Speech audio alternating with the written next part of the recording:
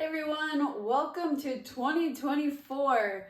Today's AMRAP is as many rounds as possible for 20 minutes. It's called Arms, Legs, and Core in 2024. It is 8 renegade rows, 16 V-ups, 8 front squats, 16 kettlebells, and every time you complete that 3 times, you're gonna do 25 toe taps. So we're gonna go through all of those movements and the modifications, and then you can get started. Hey everyone, okay, so the first movement is going to be our renegade row. We're gonna have Mia demonstrate it. No, I'm just kidding. Thanks, Mia. So renegade row, you want to have at least 2 dumbbells. If you only have 1, you can switch sides with the dumbbells as well, which I can show you. But first, let's just show you face forward what a renegade row looks like. So we want to be in a nice plank position. We're holding on to the dumbbells with both hands. We want it in the same kind of push-up position where our hand is underneath our shoulder, so we're not going wide, we're not going too close, we're not going up. We want it directly under our shoulder. We want to be in a nice plank position. We want to set our feet a little wider for stability purposes, and again, I'll show you sideways as well. And when we're gonna pull on and switch sides, so a thing to keep in mind, we really want to engage our core in this exercise, and that's because we want to stay stable. What we don't want to do is pull and twist.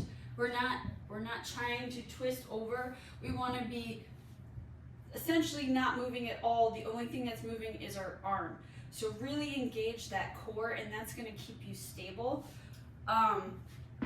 So again, feet a little wider. The wider you go, kind of the better stability you have. So if you want to challenge yourself, go a little closer. And again, we just want to come up and no movement from side to side. So let me show you sideways.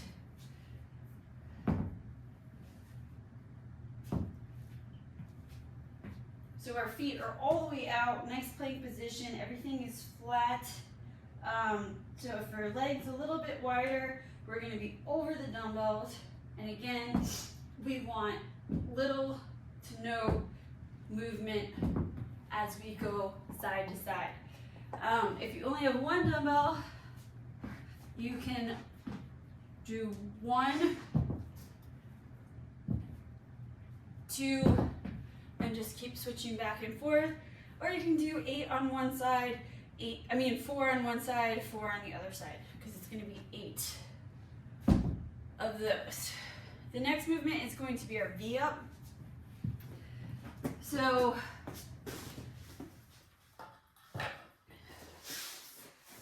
we want our hands and feet all the way out. We're going to come up at the same time and try to touch our toes. Really engaging that core.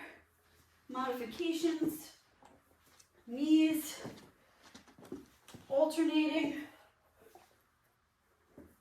or leg raises.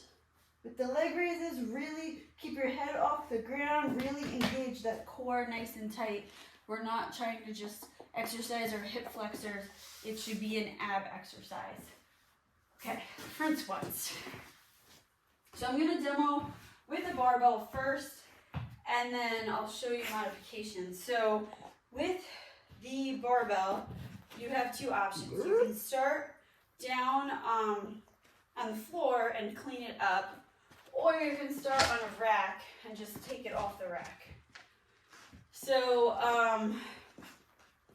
things to keep in mind with the front squat, you really want to engage that core. If you haven't noticed, that is a running theme here. So engage that core. We want to make sure that we're resting the barbell on our shoulders, that we're not holding it here. So to do that, we want to make sure that we bring our elbows up high, and that's going to create that nice shelf for us, right? So it's going to be resting to the point where if you it would just still be resting on your shoulders. If we're holding it there, it's going to, one, pull you forward, right, which is what we don't want to do.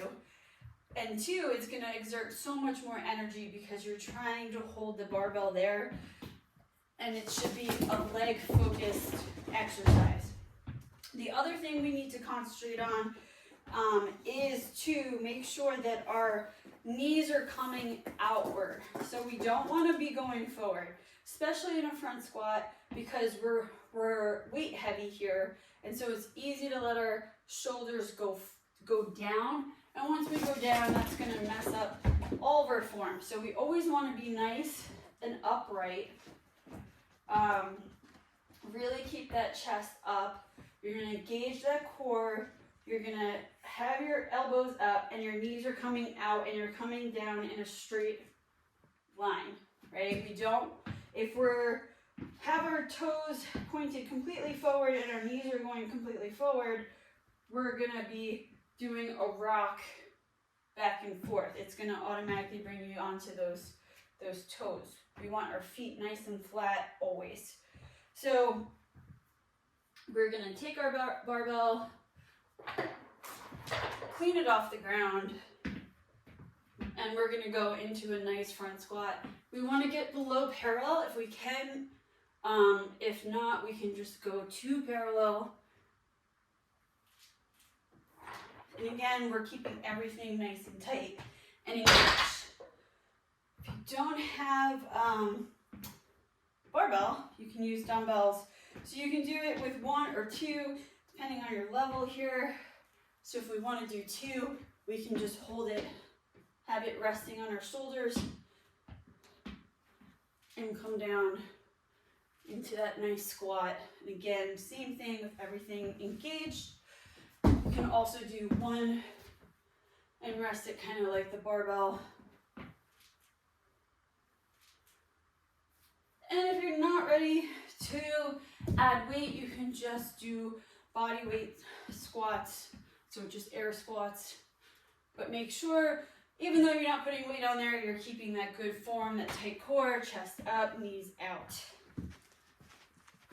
The next movement, the next movement is going to be our kettlebell. I guess we bored her.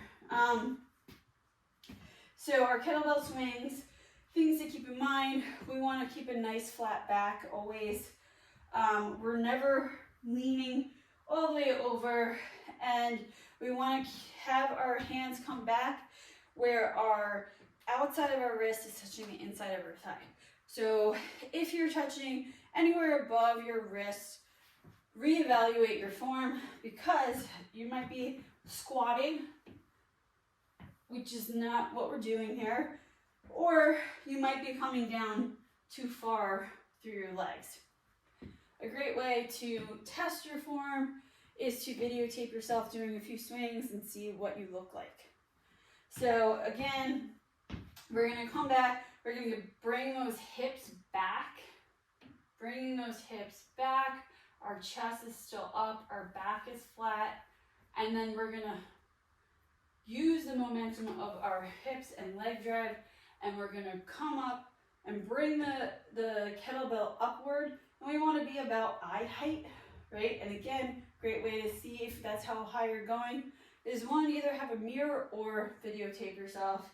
So we want to be about eye height as we come up. We're squeezing our butt at the top.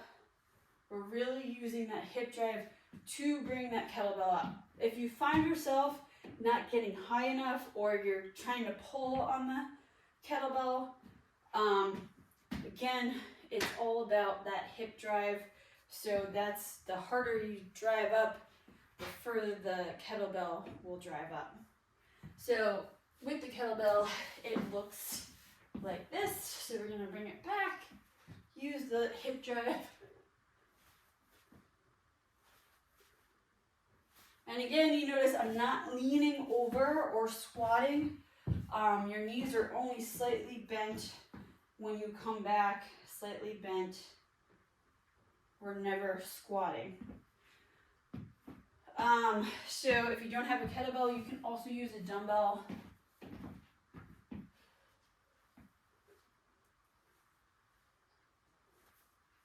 and it's the same form and movement. So modifications would just be a lighter weight.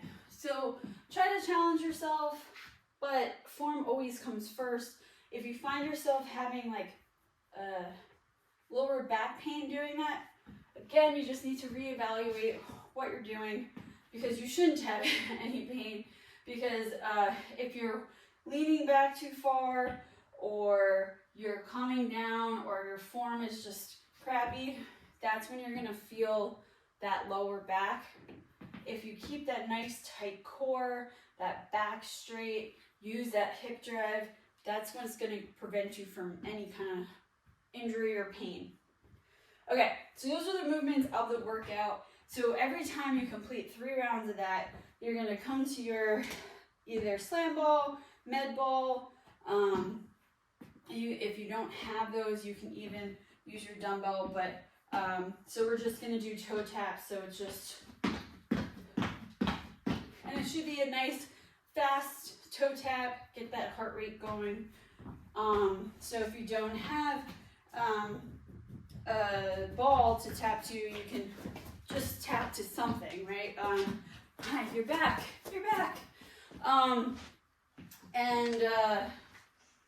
Again, you can use a plate. You can, if you have one of those like stepper things, you can use that as well. So that is the workout. You're gonna do that for 20 minutes. Just keep going through those rounds, and every time you complete 3, 25 toe taps. Good luck.